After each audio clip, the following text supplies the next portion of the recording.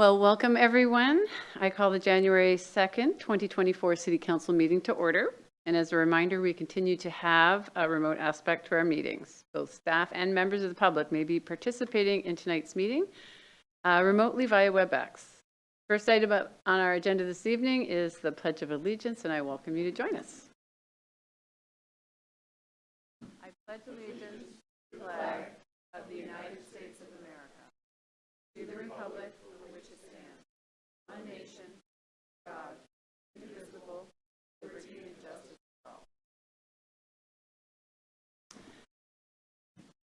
Thank you. So this evening we have some special business. We had an election in November, and we have some council members that we need to swear in and allow them to take the oath of office. So tonight, Judge Stewart has joined us to swear in 3 council members who were elected in the 2023 election.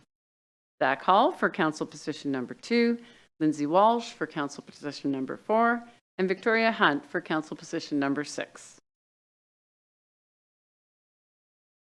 So I'd like to invite those 3 new to-be-soon council members to the podium to meet with the judge where he can do the swearing in.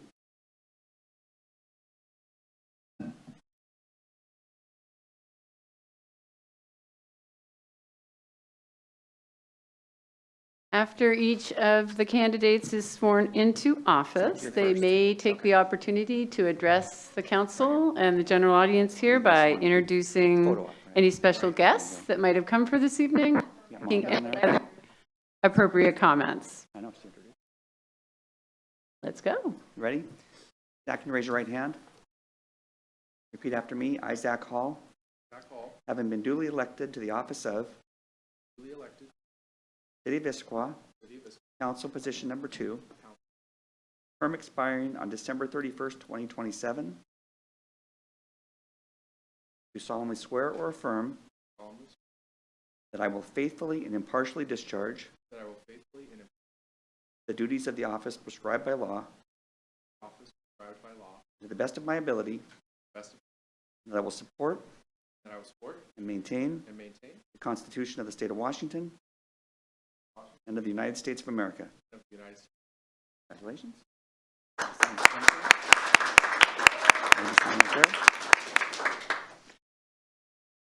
Get 2 more. Newly sworn in council member Hall, would you like to address council and maybe introduce your guests that are here this evening? Yes, thank you all very much. My name is Zach Hall. Glad to be here again for another 4 years. My mom and my sister and my partner Tyler are here in the audience. Thank you for being here. Just really quickly wanted to say thanks to the people of Issaquah for putting me back here for another 4 years. I've really loved being on the council, serving my hometown in this way. The first 4 years were hard, were challenging. There are a lot of things that happened in this first 4 years. I've learned a lot. I'm a better council member now than I was on my first day. That's primarily due to all of you up on the dais, council members, and also every single staff that I've interacted with, who's had the patience to answer all my questions and deal with me. So I really appreciate it, and I'm looking forward to the next 4 years. We've got a lot of good stuff coming down the pipeline, and thank you.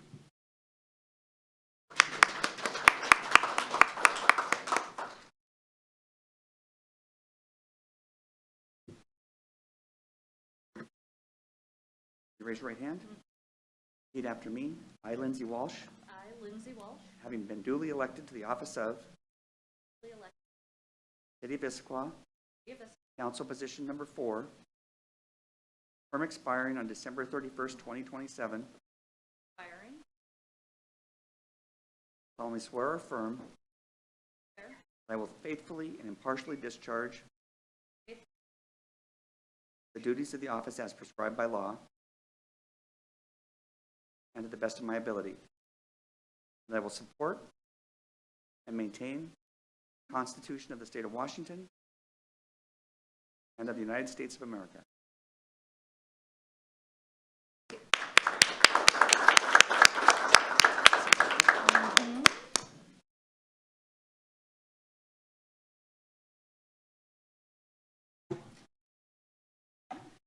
More.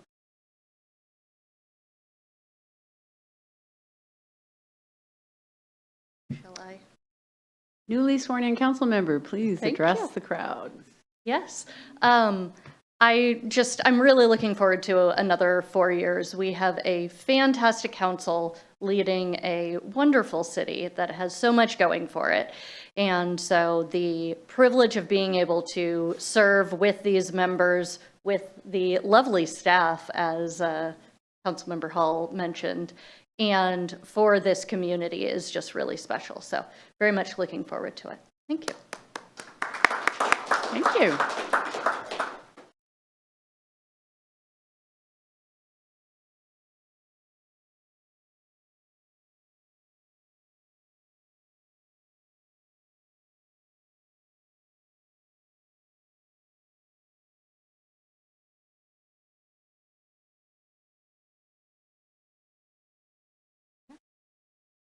Raise your right hand. Repeat after me. I, Victoria Hunt, have been duly elected to the office of City of Issaquah Council Position Number 6, term expiring December 31st, 2027. Do solemnly swear or affirm that I will faithfully and impartially discharge the duties of the office as prescribed by law and to the best of my ability. And I will support and maintain the Constitution of the State of Washington and of the United States of America.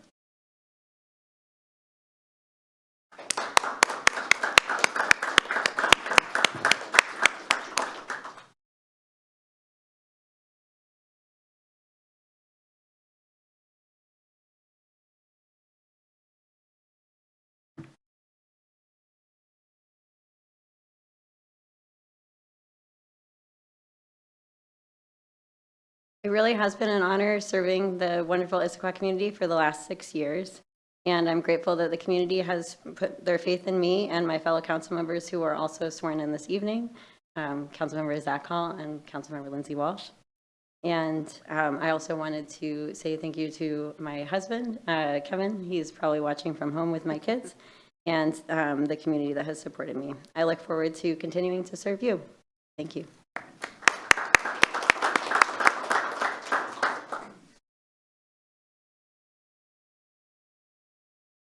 And as they are working through the paperwork, which won't take too long, we do have a second item of special business, after which we will take a short recess. The next item is AB 8737. It is the election of our council president and deputy council president for the year 2024. The Issaquah Municipal Code provides that a council president and a deputy council president be elected at the first meeting in January for a one-year term. A summary of their responsibilities was provided in the agenda bill, and we will use the following process to elect our officers. First, I will call for nominations. When nominations have been made, I will close the nominations, and council members will then be provided an opportunity to discuss nominees. I will then ask council members to cast votes on the nominees in the order that they were nominated. Council members may vote for themselves, which we've heard recently is very important. There was a race recently where an individual lost by one vote. He did not vote. Council members may vote for themselves and may vote for only one nominee. The council member receiving the majority of the votes is declared council president. And then we repeat the process again for deputy council president. So we'll begin the nominations for council president. Are there any nominations? Deputy Council President Hall. Thank you. I'd like to nominate Councilmember Lindsay Walsh. Thank you. Are there any other nominations? Hearing none, the nominations are closed for council president. Any discussion of the nomination? Yes, you can. Councilmember Hall. Just really quickly to say, Councilmember Walsh has been our council president for the last 2 years and has led the council and facilitated our discussions very well. And I think that we would be in very good hands to elect Council President Walsh for another year. I've really enjoyed working with you as Deputy Council President over the last 2 years. You're a great thinker and just a good, you have this great knack of how to structure conversations before council for us to have productive dialogues an outcome out of those discussions. So I will very much be supporting your election tonight. Any other comments? Council Member Walsh? Thank you. Just to say, I appreciate the nomination. Happy to serve and help out the council, and looking forward to kind of continuing the smooth sailing I think we've been able to say we've had with this group of people. So looking forward to it. Thank you. Thank you. Any other comments? Not seeing any. The council will now vote on whether to elect Councilmember Walsh as the 2024 council president. All those in favor signify by saying aye. Aye. Those opposed? That carries unanimously. Congratulations.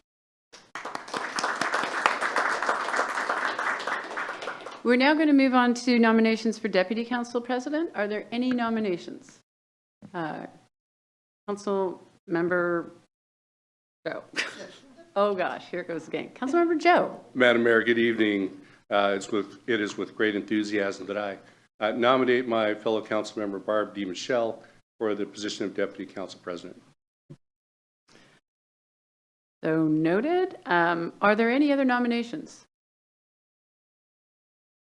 I am not seeing any, so the nominations are closed. Is there any discussion of the nominee? Council President Walsh? Or Council Member Joe? Thank you. It is with a little bit of trepidation, not trepidation, but torn loyalties that I make this nomination, because sitting next to Barb DiMichele for the past 2 years, I've been able to read her computer and get all the answers that I needed along the way.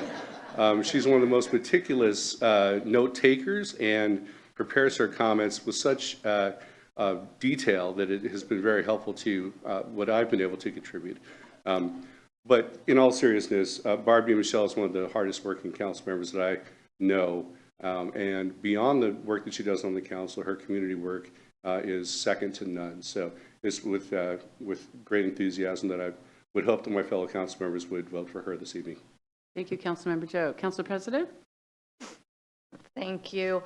After working with Councilmember Hall for the last 2 years and just having a fantastic partnership that I think has served the community well, now that he's stepping back with a little bit more focus on school, looking around, seeing who's willing to step up, and the conversations that I've had with Councilmember DiMichele since then really indicate, as with the last 4 years on council, how much of a partner she again will be, and how our vision for continuing again this smooth sailing ride and serving the council has come forward. So very much looking forward to the next year. Thank you. Thank you, Council President. Any other comments? Councilmember DiMichele. Thank you. Well, having been on the council now for 4 years, I must say that we've had great leadership for all 4 of those years. I hope that I can do half the job that our current deputy council president has done. You've been wonderful, Zach, and it's going to be a big challenge to follow in your footsteps, but I'm going to try hard. So, and working with Lindsay, I'm looking very much forward to that. We have had, as Zach said, we kept things smooth sailing, and I think we are kind of proud of the fact that we can work together so well, and that not necessarily agree with each other all the time, but to even when we disagree, to be able to work that out and have good, productive conversations. So I'm hoping that that tradition will go forward, and I am very, very honored to step up and be working in the leadership role. Well, thank you. Thank you, Councilmember DiMichele. Are there any other comments? I am not seeing any. So we will now vote on whether to elect Councilmember DiMichele as the 2024 Deputy Council President. All those in favor signify by saying aye. Aye. All those opposed? That carries unanimously. Congratulations, Deputy Council President DiMichele. So at this point in time, congratulations to both of our new leaders. We're going to take a short break to allow those that have come to watch to be able to say hello, and for others to congratulate you on your roles. So we'll take a 5-minute break.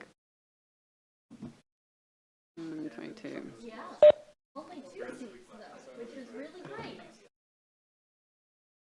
Oh yeah, name tags too. Uh-huh.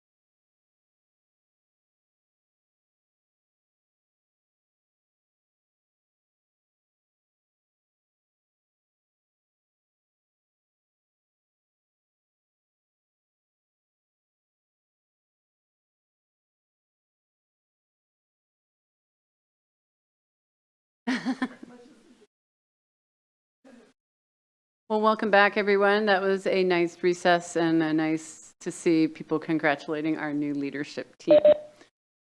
The next item on our agenda this evening is audience comments, and this is where members of the public may address council, whether they are in person or virtually. Those who signed up in advance to make comments will get called upon first, and if someone is joining us virtually and would like to make comments, please raise your virtual hand or send the host a chat.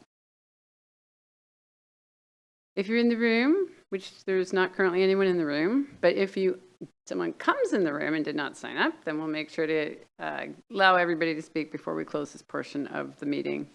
And City Clerk, has anyone signed up to speak for general audience comments or indicated a desire to speak this evening?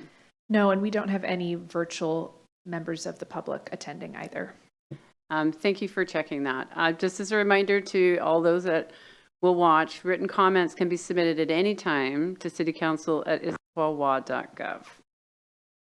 The next item on our agenda this evening is the consent calendar. I do not have any mayor's remarks on any of the items that are on the consent calendar, but would like to see if any of the chairs, committee chairs, or chair designees would like to report on any consent calendar items today that may have moved through committee. Okay, that's great. So the consent calendar was distributed to council in advance, and if it's authorized, all of the items on the consent calendar will be considered together and approved by one motion. And have the payables and payroll been reviewed? They have. Thank you very much. Does any council member desire to remove any item from the consent calendar and consider it under regular business? Not seeing any indication. Is there a motion? Council President? I move to approve the consent calendar as presented. Second? Thank you. It's been moved to approve as presented. Is there any council discussion? Not seeing any. All those in favor signify by saying aye. Aye. Opposed? That passes unanimously 7-0. Thanks very much. The next item of business is our only regular business item this evening, which is AB 8749, Municipal Building Decarbonization Study Resolution. And the request before you all this evening is to approve the resolution. The item was considered by the Services, Safety, and Parks Committee at the committee's December 11th meeting. And I'd like to invite Sustainability Coordinator David Reedy to make a presentation. Welcome, David. Thank you very much. My presentation shared. Okay.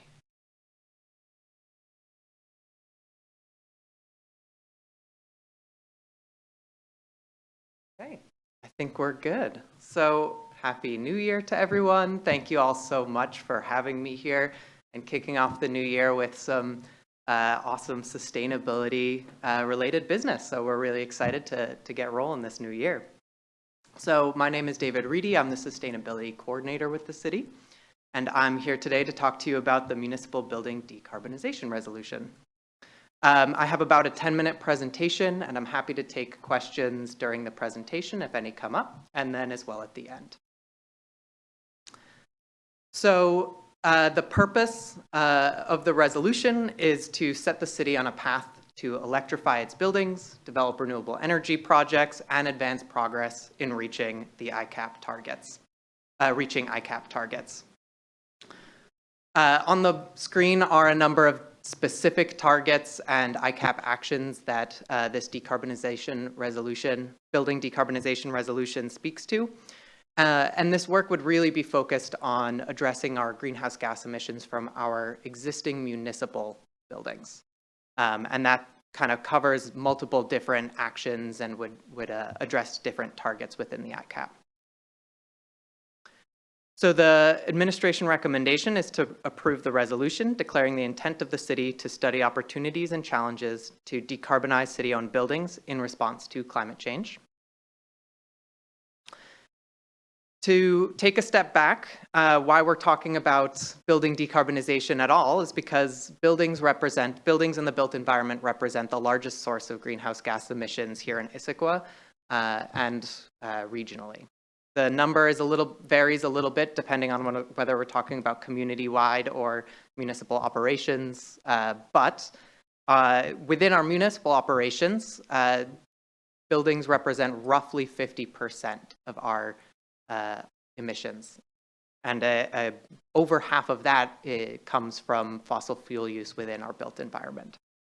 So if we want to achieve the different targets set out within the Climate Action Plan, we do have to narrow in and focus on our buildings, as well as the other sources of emissions as well, to make sure that we can achieve the deep greenhouse gas emissions that we committed to within the Climate Action Plan. And as a note, I'll be coming back before the board in about a month to talk about the results of the 2022 greenhouse gas emissions inventory. So happy to get into the details and nitty-gritty of that at that time. So the Municipal Building Decarbonization Resolution really directs the city to take on roughly three main actions. And one of them is the bulk of the work, which is to inventory city facilities and evaluate the feasibility of retrofitting existing buildings to become all electric by 2030. The second is to direct the city to explore opportunities to collaborate with other entities. And the third directs the city to make recommendations on next steps following the results of the various facilities work. And that's recognizing that this decarbonization feasibility assessment in section 1 builds on and contributes to the facilities condition assessment, the energy audits, and other facilities work that we're already doing and planning to do at our municipal facilities. So all of this work works together and hand in hand to achieve both ICAP goals as well as city facility goals generally. To dig a little bit more into that, this is a little graphic that I put together to kind of put the decarbonization feasibility analysis discussed in section 1 within the context of some of our other facilities work. And all of these different pieces of the facilities work really get at different questions around what are the opportunities at our existing municipal facilities. The decarbonization feasibility analysis will pull information from, say, the facilities condition assessment on condition of equipment, the life cycle of equipment, whether roofs have been replaced recently or need replacement in the coming years, right? It'll build on information from the energy audits, which will really ask the question of what are the energy efficiency opportunities for some of our municipal facilities.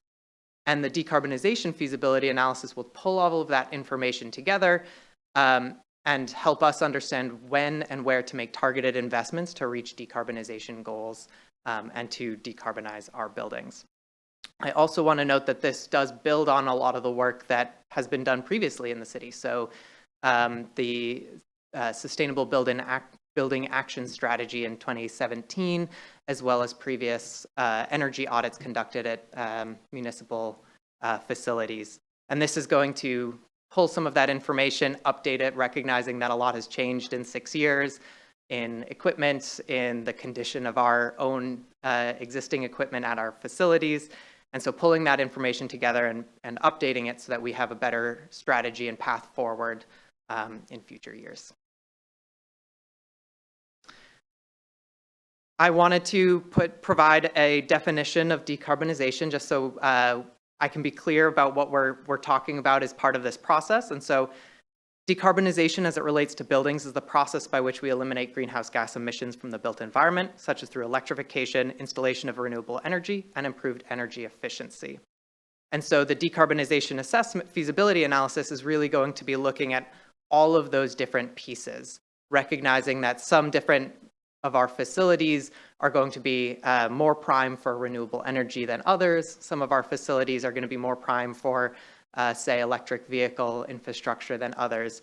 And so this is going to give a real good lay of the land for what is it going to take to decarbonize our facilities and what are going to be the different opportunities at each of the different facilities.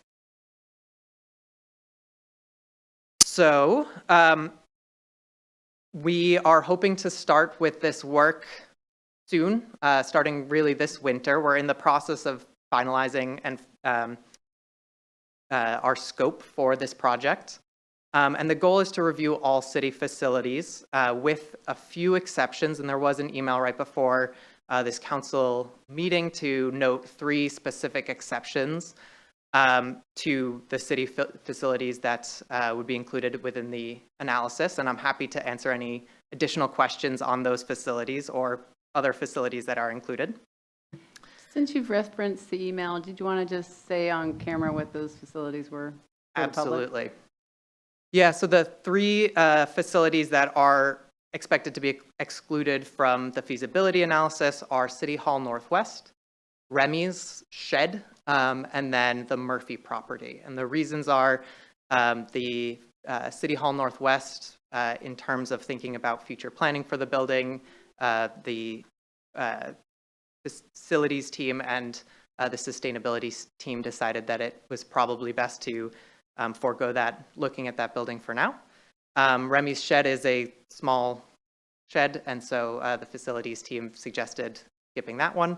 And then the Murphy property is zoned for open space, and so the idea was that it long-term is probably not the greatest opportunity to look at decarbonization at that facility.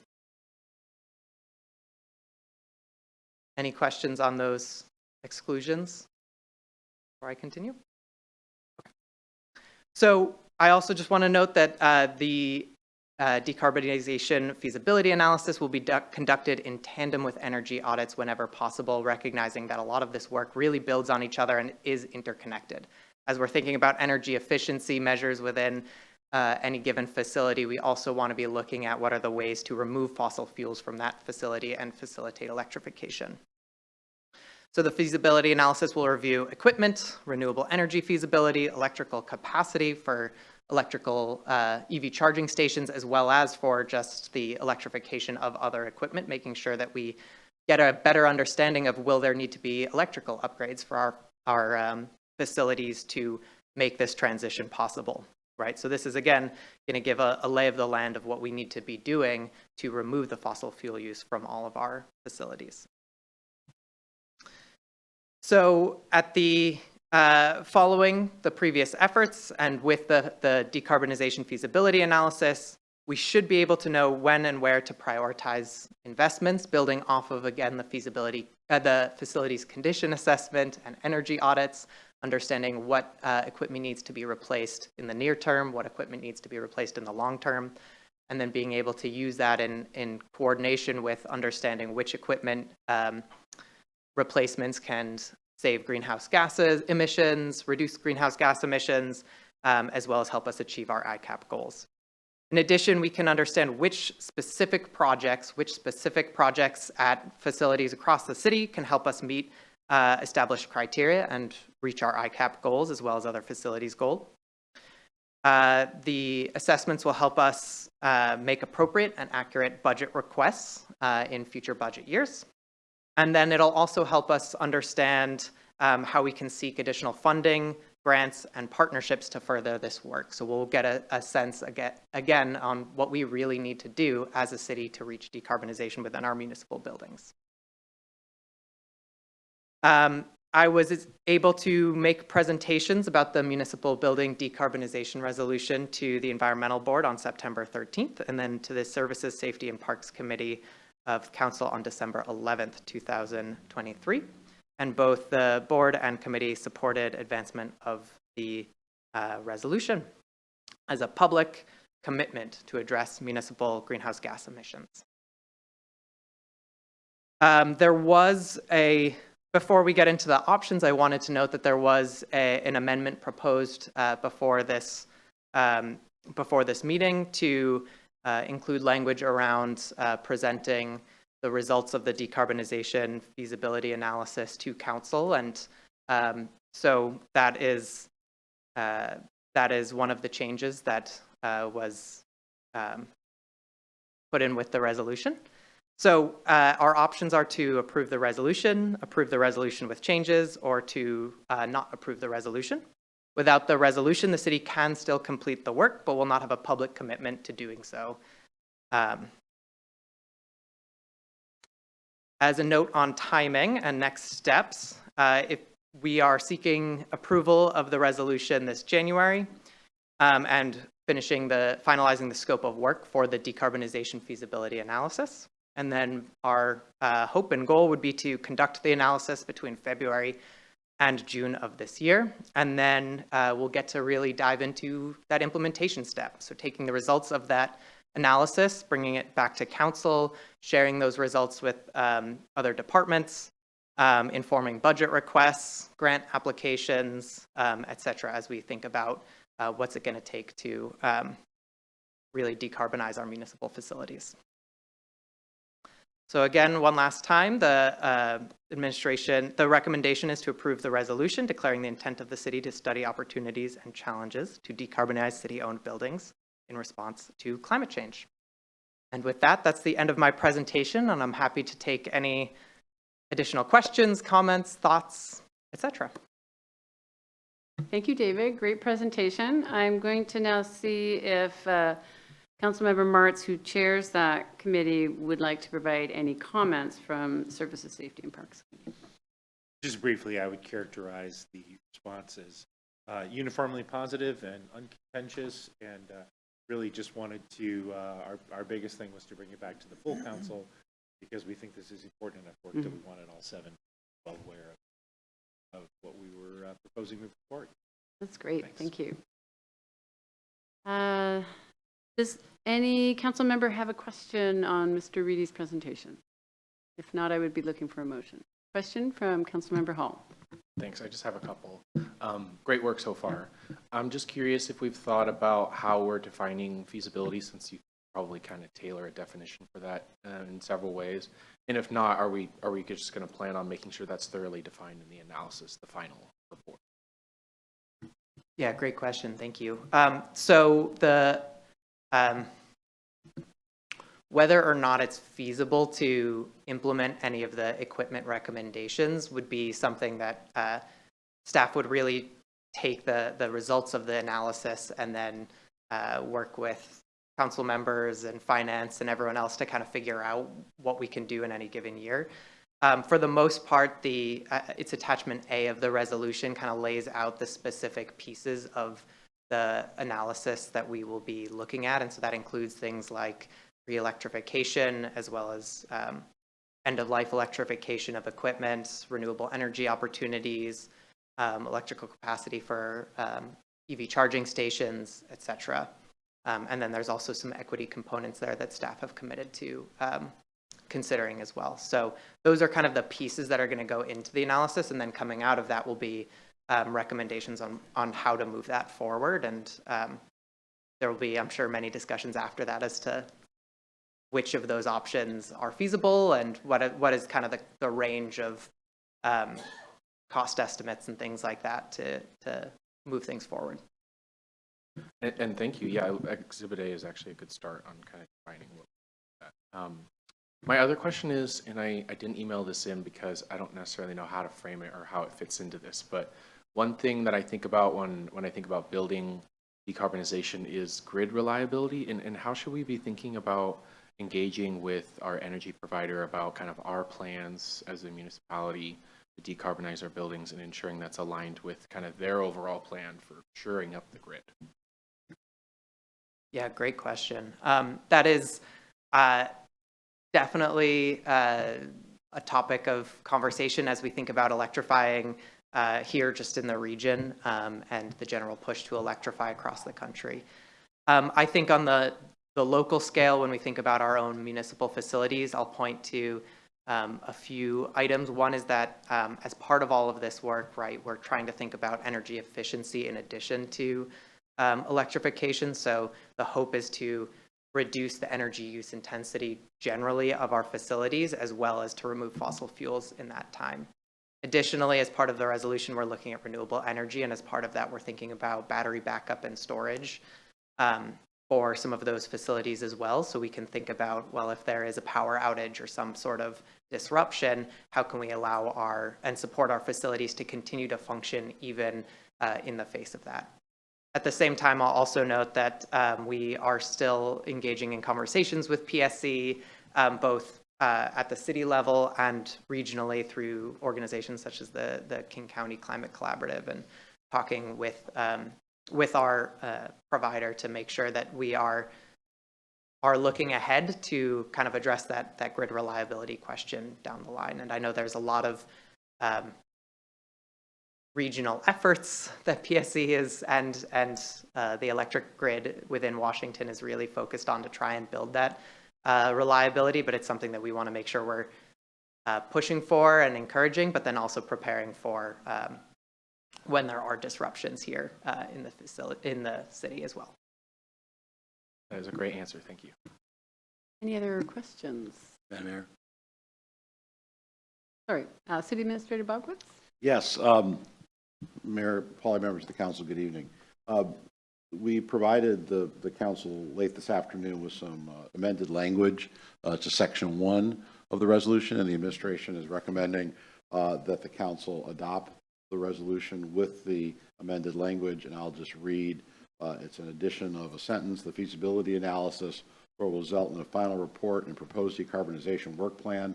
Staff will provide the proposed work plan to both the City Council and the Issaquah Environmental Board. Staff will incorporate updates on the feasibility analysis into the Issaquah Climate Action Plan reports provided regularly to the Council. There is a deletion as well. Excuse me? And there was also a deletion below that. Yes, and the deletion was this sentence: the feasibility analysis will result in a final report that will be presented to the Issaquah Environmental Board upon completion. A summary of the feasibility analysis will be included in the regular Issaquah Climate Action Plan update presented to the Council in fall 2024. So the additional sentence restates the sentence deleted, but includes the City Council in the review of a work plan. Councilmember Hunt, in discussions earlier today, indicated a concern regarding, how would we take the results of this feasibility study? So the work plan is that how we would move that forward. Thank you for reading that into the record. Is there a motion on the table? Councilmember Marks. Thank you, Madam Mayor. I move to approve resolution number 2024-04, declaring the intent of the city to study opportunities and challenges to decarbonize city-owned buildings in response to climate change. And may I, as I move that, also include the amended language that was just stated by the city administrator? I'm getting a nod from the clerk, so I am adding that. Thank you. So your motion is approve resolution number 2024-04, declaring the intent of the study to study opportunities and challenges to decarbonize city-owned buildings in response to climate change, including the edits prepared into the record. Correct. Second. Second. Oh, thank you, council member. It's been moved and seconded. Is there any questions from council? Head shakes, no head nods. Council President? Thank you. I guess I'm happy that we're putting forth a resolution that says that we're going to do the thing that we already said that we were going to do in the ICAP. I don't really like to plan to study something that we're eventually going to do, but if we need to make a public statement that we're going to do the thing that we already said we were going to do because it's a good thing, because we all recognize that, I'm fine with that. I think we all know we're moving in this direction, and this has very much public support. So I appreciate that we're going down the path and stating it loudly. Thank you. Councilmember Marks? Thank you. I think it is valuable to dot our I's and cross our T's, because I think that there have been times in the past where as a council we'll say, well, please go off and do this thing. And then the city comes back and we say, well, that wasn't exactly the rock that we were looking for. And could you come back and give us a different? I think of an example as the, the cellular service conversation, right? And hiring a consultant to do that, and what exactly would we look at? So I appreciate that we got a preview of what this looked like, so that when the administration comes back after doing a look, that we don't. Oh no, that wasn't nice. Thank you. Deputy Council President DeMichelle? Thank you, Mayor Pauli. Council President Walsh expressed exactly my concerns. I had a lot of questions when this came in front of the Safety Services and Parks Committee, because I wanted to make sure that the study was not going to be an impediment to implementation of the overall climate action plan. And I must say that staff provided thorough answers to my many questions. Thank you, David, and to Stacy as well. And I am very concerned, I think we're all concerned by recent reports that show the state and county are not meeting important benchmarks in achieving our climate action goals. And we read other reports outlining worsening environmental conditions. On a personal level, I looked out on my deck yesterday and saw on January 1st that my geraniums are blooming on the back porch. So it's pretty hard to ignore that the earth is warming faster than even I think it was predicted. It seems to change every year now. We could see the increase. So I think the study will provide us with useful data for a comprehensive approach to decarbonization of city properties. But let's be mindful and supportive of existing efforts by other groups in the community and make sure that we're not getting in the way of those plans as well. I will be supporting this motion. So thank you for the staff work on this. Thank you. Any other questions? Council Member Hunt? I had initial concerns similar to Council President Welsh and Council Deputy President DeMichelle. And I do ultimately think that this puts us a step in the right direction, and so I will be supporting it.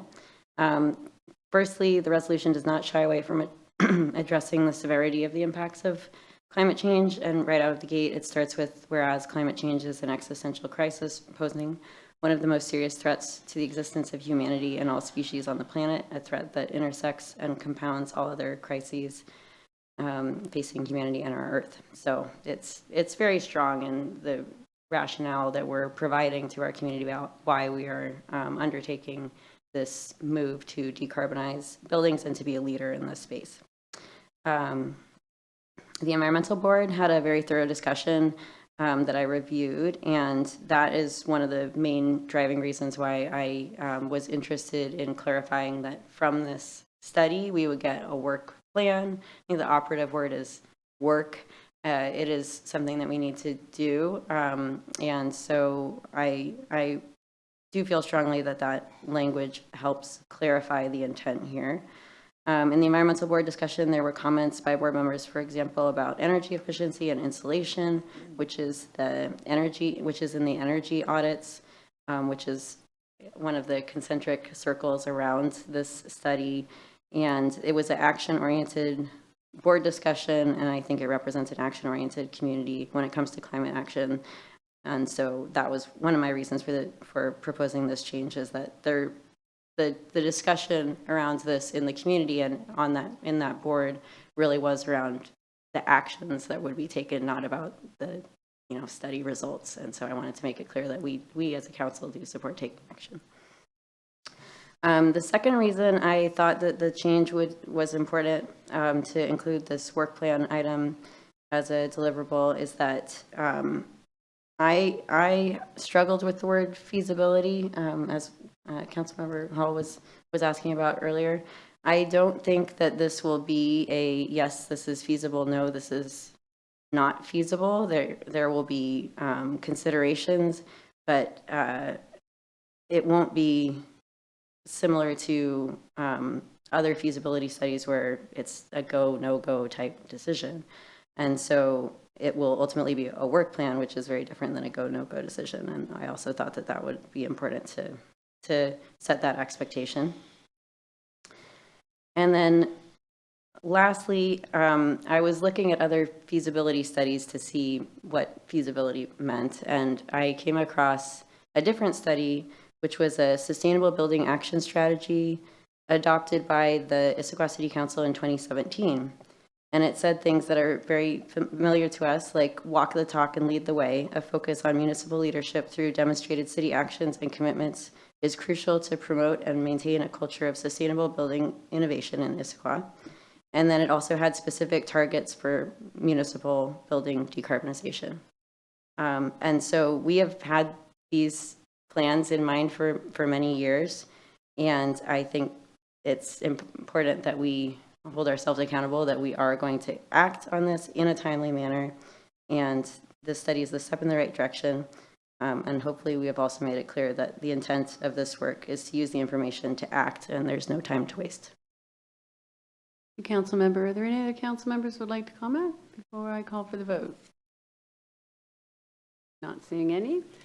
The motion that's on the table is to approve resolution number 2024-04, declaring the intent of the city to study opportunities and challenges to decarbonize city-owned buildings in response to climate action. All those in favor signify by saying aye. Aye. Those opposed? That carries unanimously, 7-0. Thank you all. That ends our regular business, and we're going to move into committee and regional reports, and we'll start with Councilmember Joe. Thank you, Madam Mayor. The Cascade Water Alliance Public Affairs Committee will be meeting tomorrow at 9 a.m. You can tune into that via Teams or Microsoft, whatever we're on right now. Also, there's a water special board meeting, and we're going to be discussing the Seattle and Tacoma proposals for the water contracts. And that is being held on January 4th from 10 to 3 p.m. And I know that my colleagues probably went to the initial meeting. I think the mayor and maybe Chris Ray were at that meeting. So they certainly have the knowledge to pass on as we either transfer committees or whatever other items we might be doing in the transition. Finally, the Lodging Tax Advisory Committee is meeting on February 14th. I'm just putting that date out there a little bit more in advance because it can be special for some people. That concludes my report. Thank you. Councilmember Hall? Thank you. Just to say that the next meeting of the Eastside Fire and Rescue Board of Directors is next Thursday, January 11th at 4 p.m.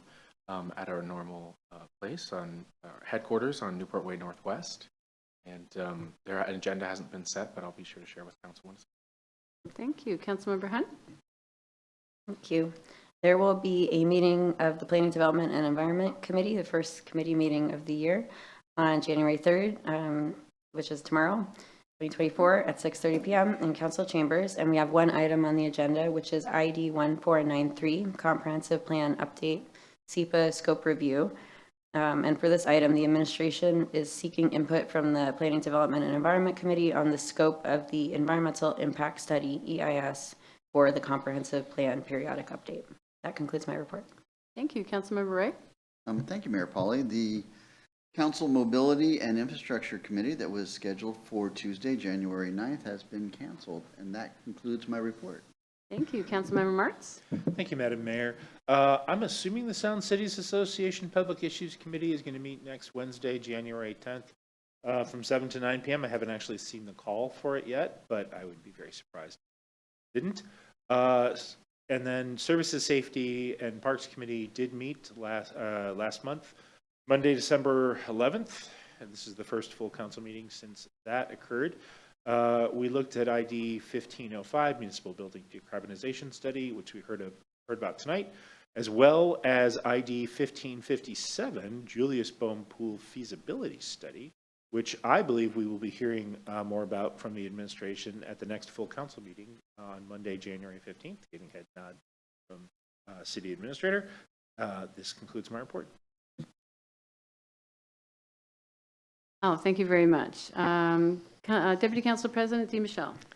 Thank you. On December the 14th, the Eastside Human Services Forum held its monthly meeting, and I got very enthused and thorough, as Councilmember Joe said, on the report, and realized I really didn't need to go into all these details, but I will say that Eastside Human Services Forum is entering 2024 in a very good position.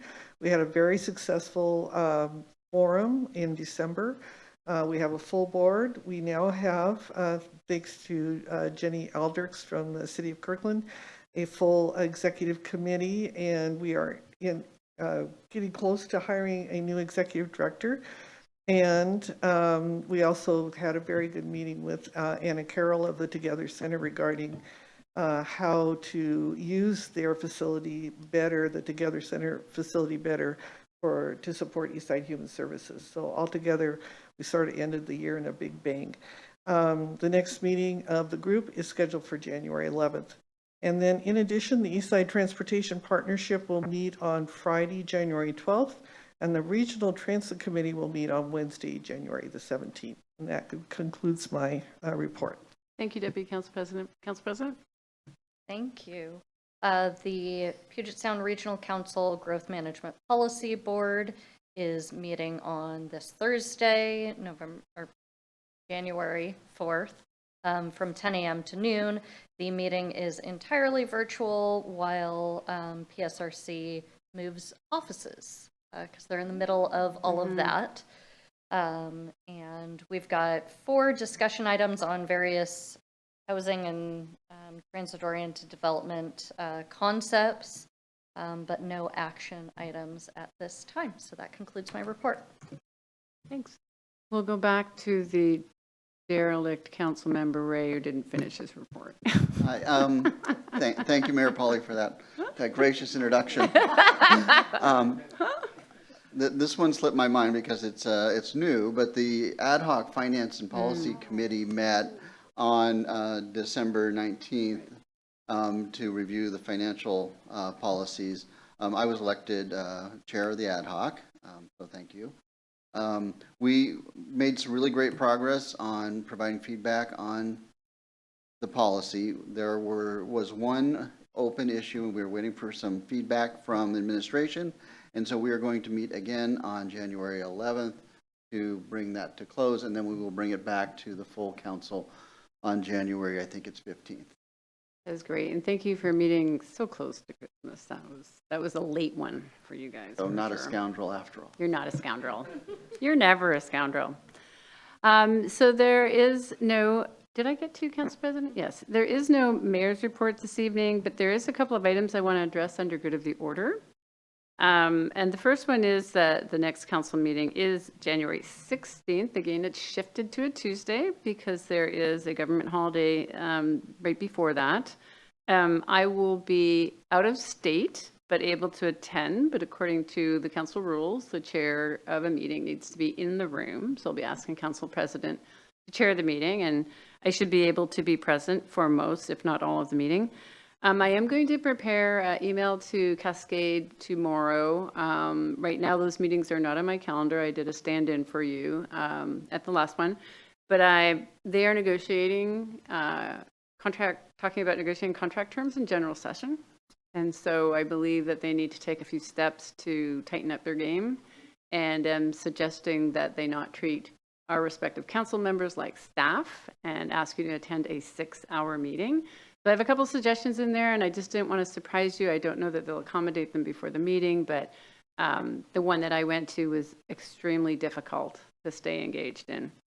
The other one was a topic that I don't believe I've yet brought up, but at the Puget Sound Regional Council level, there is a movement afoot to not have the council fund any new road capacity projects. This is the beginning of a movement.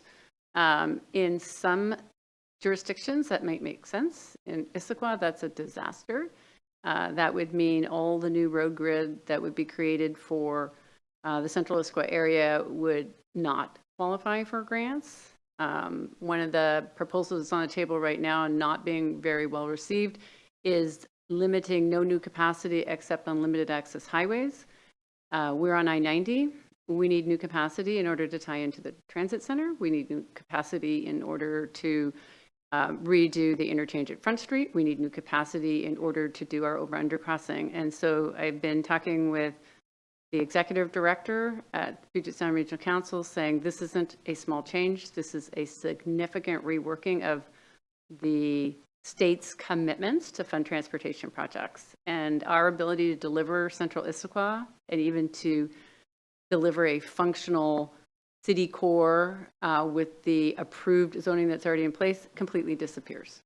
So Highway 18 also would not be qualifying for funding. And so there is this very, very large, very strong movement afoot that's got a lot of resistance.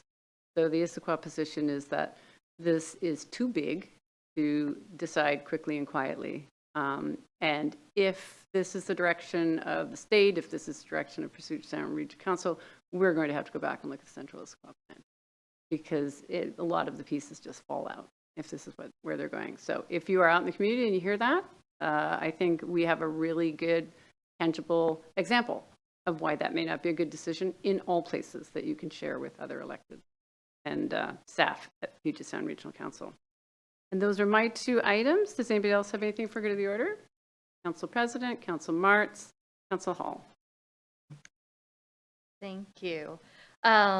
Just to note that the clerks will be sending out our typical survey sheet for committee and regional appointments. You should expect to see that in your inbox sometime tomorrow. I'm going to ask for a pretty quick turnaround on this one and ask you to have them back by Friday so that Deputy Council President DeMichelle and I can work through your preferences with plenty of time before the next meeting. I'll bug you if you don't get it in by Friday, just, you know, all of that. Another note, City Action Days is being held February 7th through 8th this year, and we have an email asking if anybody would like to attend, so please respond if you are planning on that. And then I also wanted to ask that you would note down the first retreat on our calendar, Saturday, February 3rd. We have a council retreat, and so just make sure that date is reserved so that we can have some of those big meaty conversations coming up. Thank you. Councilmember Mertz. Thank you, Madam Mayor. Just wanted to mention that Terry Lukens died yesterday after a fairly short illness. And for people, anybody who knew Terry, he had a long and deep career in public service on the East Side. He was a Superior Court judge. He was a Bellevue City Council member. He was Bellevue mayor. And just extremely long and deep career in public service. He's survived by the Reverend Ann Lukens, who is the former rector here at St. Michael's and All Angels Episcopal Church in Issaquah. So my thoughts go out to the Lukens family. He was pretty unique. Thank you, Councilmember. Councilmember Hall? Thank you. I think I've mentioned this to some, I need to ask council permission. I think I've mentioned this to some of you previously, but I was recently selected as a elected delegate for an organization called Local Government 2030, which is this group of local government professionals that's kind of come together to solve some of the grand challenges set by the National Academy of Public Administration.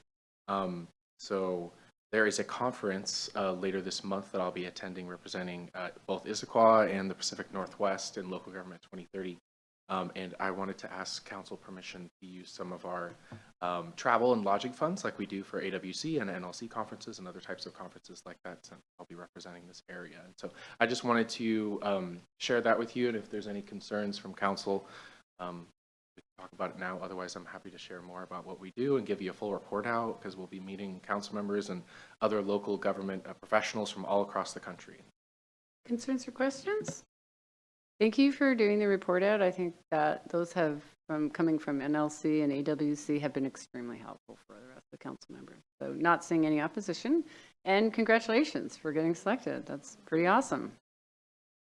Some upcoming council meeting dates. Monday, January 8th is Committee of the Whole. The anticipated agenda items include the public records policy and fee schedule, and enhancement of the permit review efficiency. Tuesday, January 16th is the regular city council meeting, as I just mentioned, and the anticipated items are amending the financial management policies, the Julius Bohm pool feasibility study, and announcement of city council president appointments. I'm assuming this is to regional boards and commissions and the standing committees. Okay, thank you. There is no executive session this evening, so the first council meeting of 2024 will be adjourned at 8:05 p.m. Thanks.